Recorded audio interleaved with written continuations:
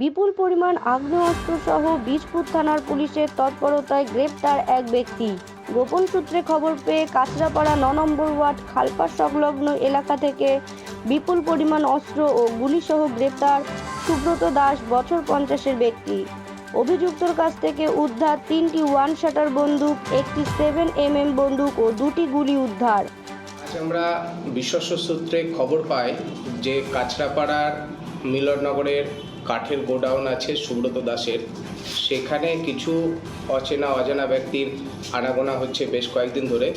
তো আজকে সেই সূত্র অনুসারে খবর পেয়ে আমাদের বীজপুর থানার পুলিশ অংশুমান এবং আমাদের লোকনাথ তাদের নেতৃত্বে ওইখানে একটা রেড করার সঙ্গে সঙ্গে সেখানে যা আমাদের পদ্ধতি আছে সেই পদ্ধতি মেনে সেখানে উইটনেসের উপস্থিতিতে যখন তার গোডাউনে রেড করা হয় সেই সময়টিতে 4টি আগ্নেয়াস্ত্র, 2 রাউন্ড অ্যামুনিশন আমরা সেখান থেকে উদ্ধার করি এবং সেই জায়গা থেকে সুব্রত দাসকেও আমরা গ্রেপ্তার করি।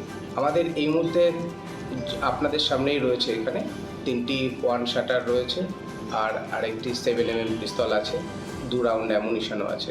এখানে কোনো বিদেশি নয়, এগুলো কোথা থেকে এসেছে সেগুলো আমরা ভেরিফাই করব। যেহেতু তদন্ত একদম প্রাথমিক পর্যায়ে আছে, এখনই বিস্তারিত বলা সম্ভব নেই, কিন্তু ওকে জিজ্ঞাসাবাদের পরেই কোথা থেকে ও এত আর্মস পেয়েছে এবং এর পেছনে আরও কে জড়িত আছে সেগুলো আমরা বের করার চেষ্টা করছি।